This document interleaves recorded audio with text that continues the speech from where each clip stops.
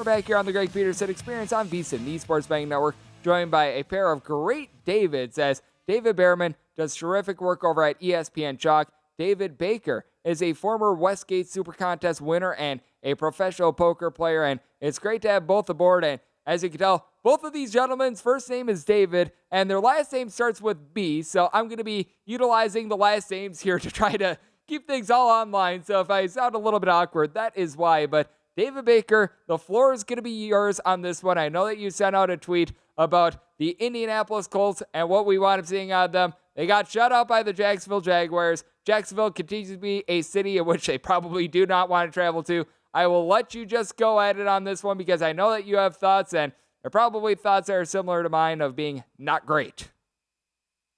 Yeah, I mean, I'm very disappointed by the Colts team altogether. I mean, only topped by the Browns' performance today, but we'll get to that, I'm sure, later. Oh yes. But the Colts, I'm very, very surprised at what I'm seeing out of this Colts team. I really thought that this team was going to be the class of the division. And to start out, they had two layups to start the season with Houston and Jacksonville, and to come out of that 1-1 is pretty embarrassing.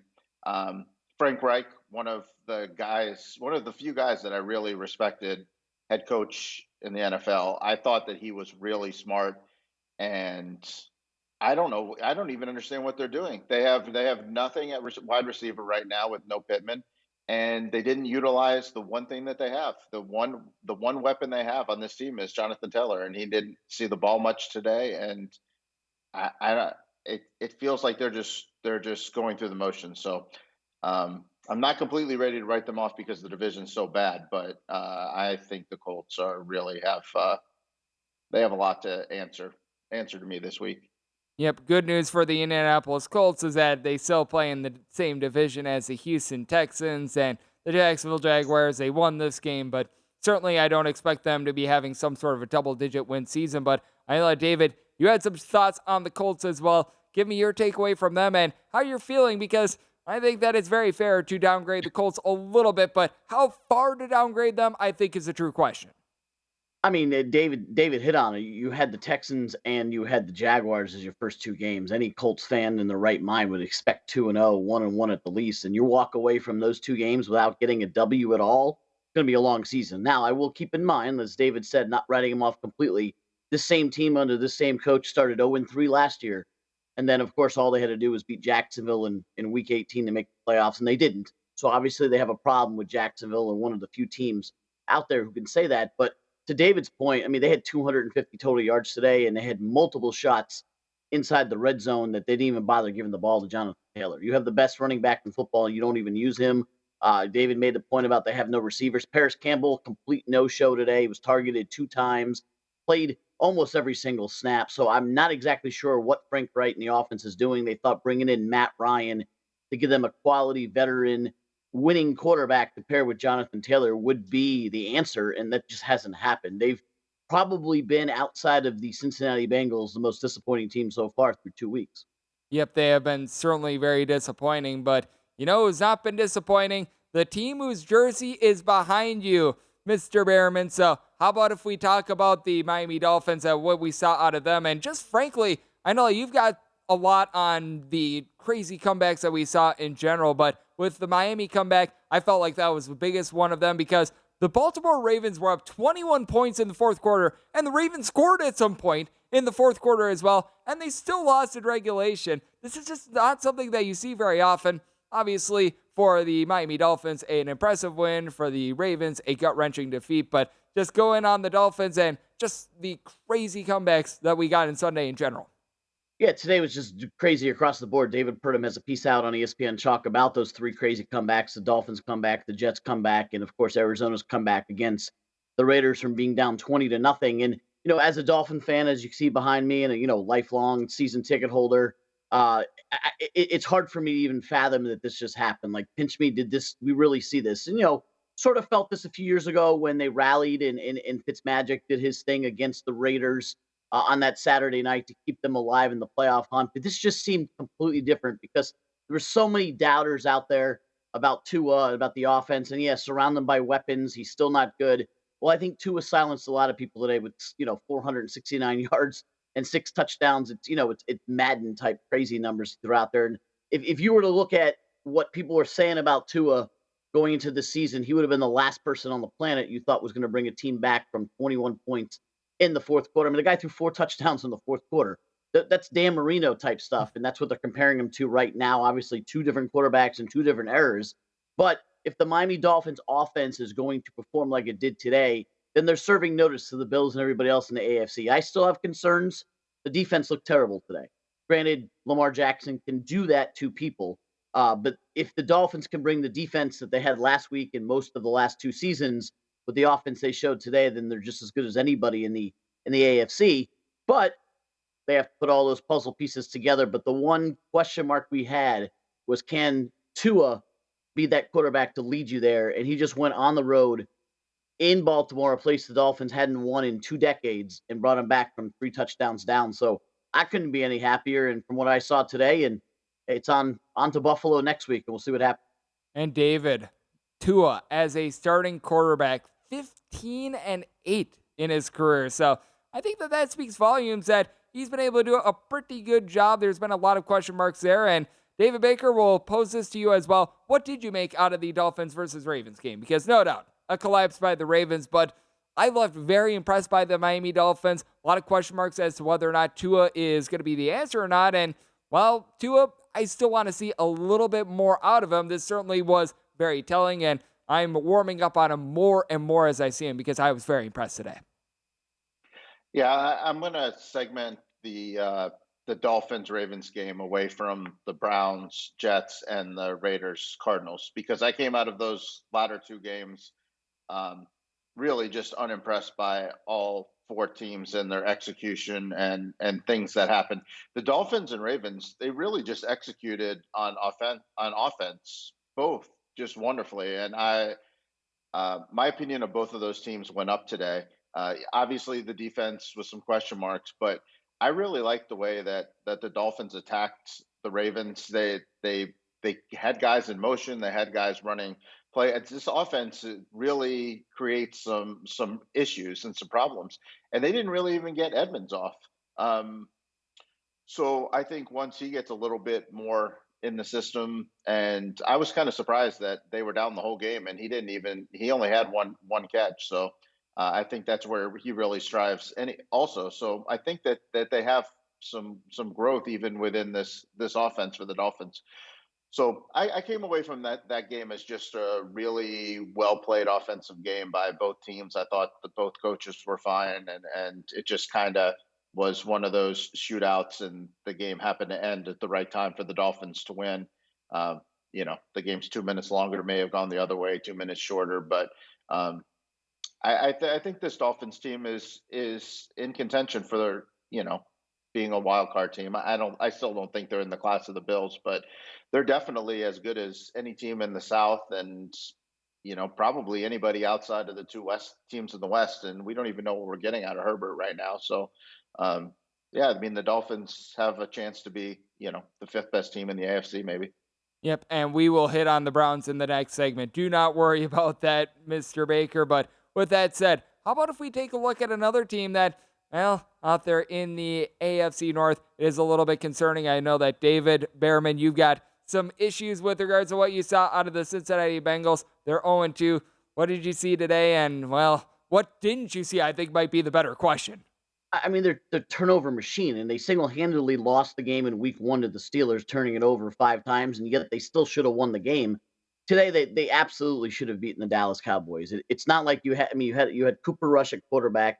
You have the running game did nothing for Dallas, and it was just Cincinnati doing nothing for 3 quarters before they decided to show up and play some football. It was too little, too late, because then they lost by a field goal. And I don't know if it's the Super Bowl slump that we always talk about, the hangover, or maybe the Bengals just played ahead of what they should have last year, and they're just regressing back to the means of where they should have wound up last year. All I know is they're basically turning the ball over left and right, and that's just not the success you're going to get playing in a tough conference.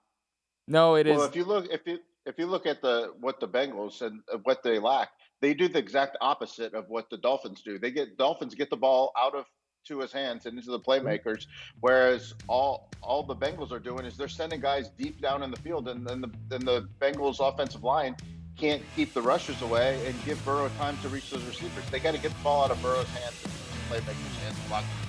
And there's a lot of issues with the AFC North, and we're going to hit those on the other side right here on the Greg Peterson Experience on VSiN, the Sports Betting Network. We're back here on the Greg Peterson Experience on VSiN, the Sports Betting Network, being joined by a pair of great gentlemen. David Bearman does amazing work over at ESPN and ESPN Chalk, and David Baker, he is the Westgate SuperContest winner from 2020 and a professional poker player. And, well, Mr. Baker, we got to hit on a team that I know you referenced a little bit in the last segment, and really I think that there's a lot that we could say about the AFC North from Sunday. Not a lot of it is positive, but I think the biggest negative certainly goes to the Cleveland Browns. Just a mind-numbingly bad collapse. We're talking about these collapses, and they were bad. To lose a game in which the New York Jets are pitting in their own territory with 90 seconds left with Joe Flacco at quarterback. David, I'll let you take this one because, boy, this was bad.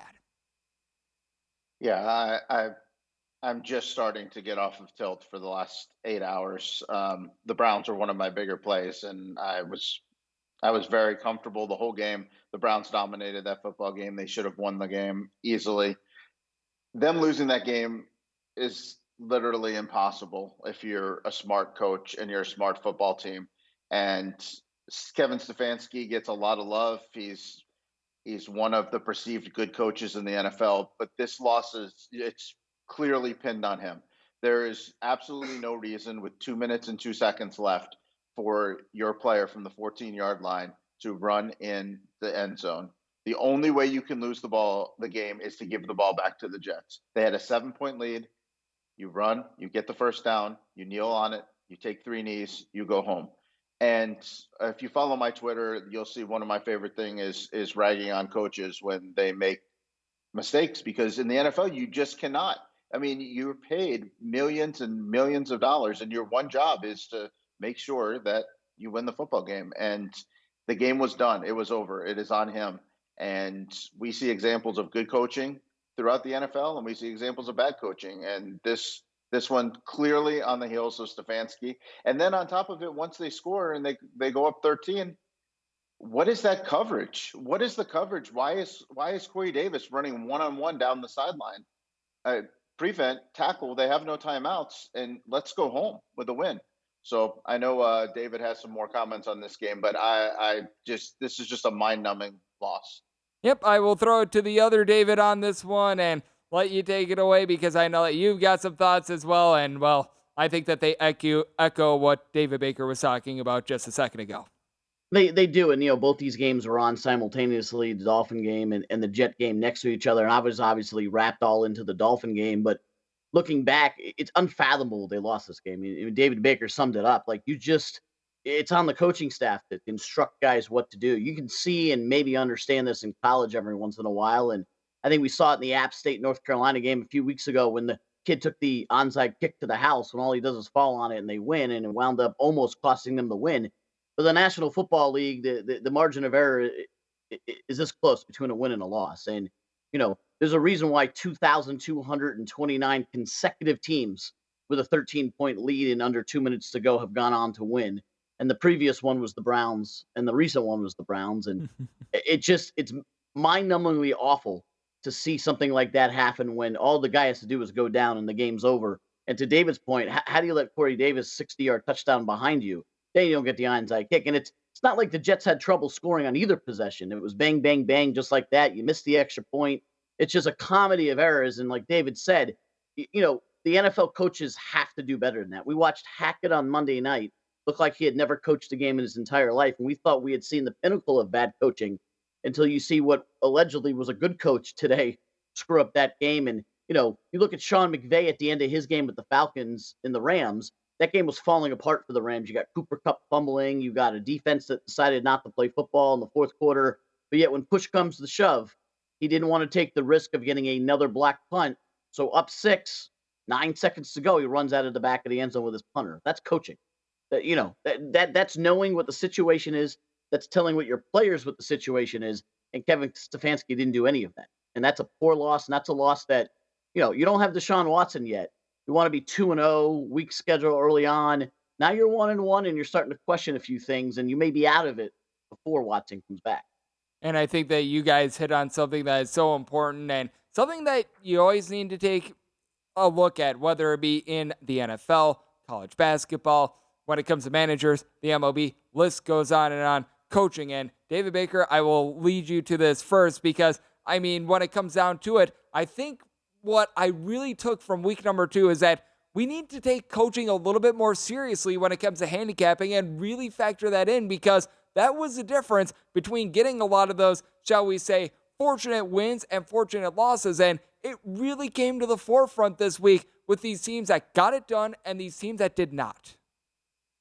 Yeah, that's true. But let's just not underestimate the variance that there is in NFL football. So if we want to look at coaching, we got Jim Harbaugh, who blew a big lead.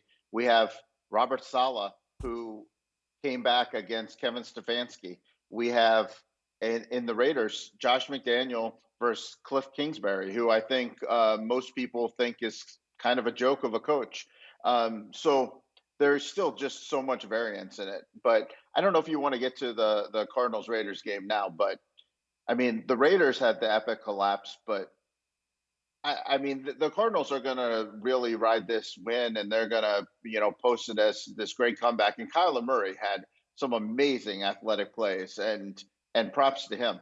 But I don't even know what they were doing on some of these calls. I don't know how closely you were able to watch that game. There's so many games going on and so many close games in that afternoon segment. But it felt like every time it was like 3rd and 2, Kyler was like dropping it back, throwing it like 20 yards on a fade route. And I didn't really even understand what they were doing. And I had the Cardinals, so I was the recipient of his athleticism and some timely calls and a couple holdings and overrules and just a lot of things went their way. But I really felt like Kingsbury, some of these calls they made were really atrocious. And I think we got very lucky to get out of that game with Cardinals win, thanks to obviously just the epic collapse of Hunter Renfrow and the Raiders. Yep, that was play calling that I thought was not necessarily too terrific. I still will contend the play calling of Nathaniel Hackett was worse. I cannot believe that this guy is an NFL head coach at this point, especially after what we wound up seeing on week 1, and then the entire first half against the Houston Texans today was not terrific. I'll pose this to you, David Bearman. Who do you think wound up doing the worst job this week in terms of play calling? Because I still go with Nathaniel Hackett. I took a look at Russell Wilson and the entire offense, and that was not great. Yeah, he basically did the same thing he did last week. You're calling a game, befuddling, you're scratching your head. And they're lucky to get out of there with the win because they got outcoached and outplayed by a Houston team there. And I had the 10 points there, and it was never a sweat. And you bring up the coaching stuff that you asked David before. If you're handicapping the coaches, like he's going to take Stefanski over Saleh every single time. And it worked the opposite. And the same thing with the Denver game. They win the game when Hackett tried losing it no matter what you did. And, McDaniel outcoached Belichick a week ago. So you really don't know what you're going to get, but it is mind-numbing to see some of these coaches call the plays they do. And, we joke at work a long time ago that every single team needs to have somebody like us literally standing next to them with like some sort of cowbell to ring up on the head when they're about to make a stupid mistake. You would think that these NFL teams with the millions of dollars they may have some 25-year-old kid sitting there doing the math for them, but they're not yelling loud enough because these coaches just make one mistake after another. And, it's the 2-minute warning. You have to go down. That's simple math. And, you have a certain amount of timeouts left. You got to call them when you're Hackett. It is. And even Arizona today, David's right. Like Kingsbury, it's almost like they didn't want to win the game. And if it wasn't for the one-man Kyler Murray show, they don't win that game despite the Raiders trying to give it up. Really, the Raiders lost that game because they had no offense the entire fourth quarter or overtime at all. Yeah, and we got to give credit where credit is due. Kyler Murray with an absolutely magnificent performance, and there were a lot of questions that were posed to him after week number 1. I think he answered every one of them, and then some. He was in the crosshairs during the offseason because there was a whole contract dispute, things of that nature, and Kyler Murray, one of the most scrutinized players that we had seen in the offseason, he comes up big. So I'm glad that you hit on that. And David, I know that you're going to be running after this segment. Always do appreciate it and your work over there at ESPN. And great to have you aboard. Thank you. Thanks for having me, guys, and it's on the Buffalo. Absolutely, it is. And speaking of Buffalo, we've got a pair of Monday Night Football games to hit up on, and we've got some lines that are currently out for week number 3. So we're going to be talking about that with former SuperContest winner David Baker next, right here on VSiN, the Sports Betting Network. We're back here on the Greg Peterson Experience on VSiN, the Sports Betting Network, and great to be rejoined by David Baker. He does great work over as a professional poker player, and on top of that, 2020 Westgate SuperContest winner. And David, I know it's something that you wanted to touch upon a little bit is just this NFC West, because I felt like this was a big day for it, because I personally was in the camp that Jimmy G should have been starting over Trey Lance to begin with. I actually wound up fading the San Francisco 49ers in the contest because it was a fate of Trey Lance. You wish absolutely nothing but the best. You don't want to see a guy go out on a stretch or on a cart like that. That is not what you want, to say the least. Well, with that said, I take a look at the 49ers, and I think that they're very formidable in the division right now. I'm not sure how you see it, because I know that you and David Bearman, who was on the last segment, spoke quite glowingly about Sean McVay, and rightfully so. But I think that this division now gets so interesting with the 49ers now having Jimmy G under center. I think the Niners might be the new favorite. I kind of felt the same way. I mean, I think Trey Lance, he definitely has potential, and he's a work in progress. But it really feels like this team loves Jimmy, and I mean, you could see they would look like they were just having fun today out there. And I don't know if this is really an indictment on Trey Lance or more just the love for Jimmy, but this team really kind of rallies behind them. The defense is still super strong. They've got good weapons. They've got probably the best or one of the best coaches. Shanahan has owned McVay. I mean, overall, I mean, obviously McVay got the best of him in the championship game, but over the last several years, Shanahan's owned him. I think the Niners might be the favorite if Jimmy's gonna be the best quarterback. Now, are they the best for the next 5 years with Jimmy versus Trey? Probably not, because Trey has a much higher ceiling than Jimmy. But for this year, he might. I think the Niners might be better than the Rams. This Rams team is flawed as far as I'm concerned. I'm not really sure what we're getting. I mean, how long can it just be Cup and that's it? I mean, they have a couple of the best players in the NFL, and Ramsey and Donald and Cup, but I don't really find past the top echelon players. I don't think this roster is as good as the Niners from top to bottom.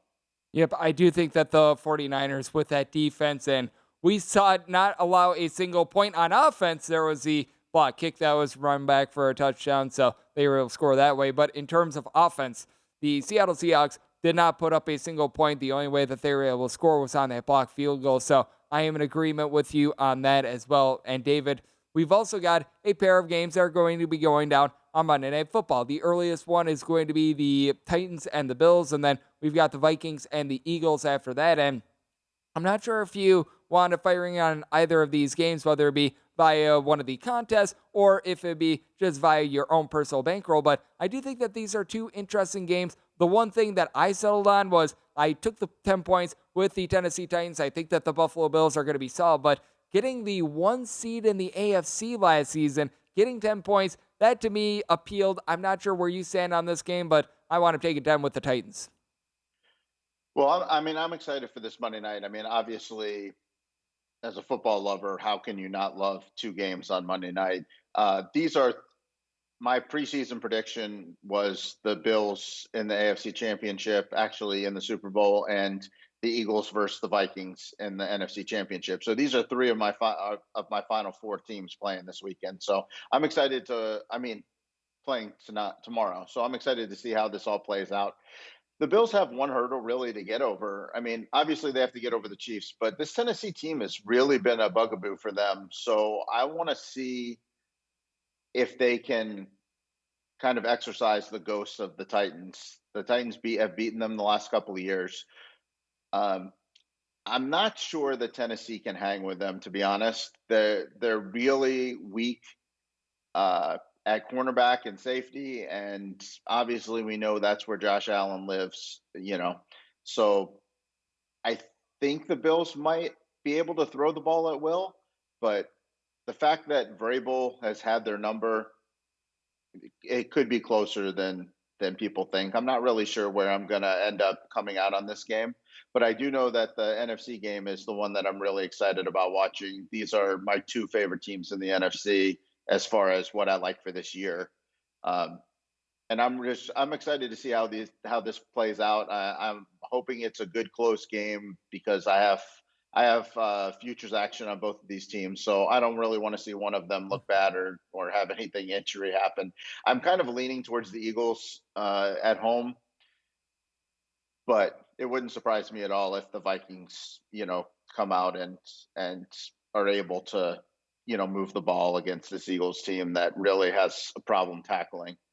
I'm right there with you because I feel like this is a classic game that's going to land 3 points. I was in that boat as well when it came to the Thursday night football game between the Chargers and the Chiefs. I feel like both of these teams are solid. I default to the home team being able to pull it out, field goal at the end. Now, when it came to Chargers versus Chiefs, it was a backdoor cover that happened in that game, but I just feel like this is one of these games in which the home field advantage, it really is a difference maker. This is lined as if it is a relatively close to pick'em game. This was a 3 on the look at line when we were actually talking about this game, ironically enough, last week, and now we're seeing at 2.5. We've seen a little bit of action coming on the Minnesota Vikings, but I feel like this is a classic 3-point game. If anything, I'd be looking at the Philadelphia Eagles, and I could see an over as well with the weapons that the Vikings have, and we did see the Eagles look a little bit shaky on defense towards the back half of that game against the Lions, but I do think that this is going to be a game that features two of the better teams in the NFC, and I do think that the critical number of 3 here, with it now being at 2.5, really comes into play. Yeah, I really want to see if this Eagles defense. I thought that was one of the stronger units, and I think just maybe the way the Lions play is that they really do have that don't give up and throw the ball all over the field and get the ball in space, and maybe the Eagles just kind of rested a little bit after they got off to a big lead. I mean, obviously we saw it multiple times this week where teams get off to a big lead and they just kind of sit on it, and maybe that's how the defense ended up looking so bad. But the Eagles did have that game with the Lions pretty well in hand. So I know everybody really wants to write off this defense and think that there's problems, which obviously there were some things that were exposed, but they are pretty strong, on the front line. And I think the Eagles defense is going to be better than they showed at the end of that Lions game.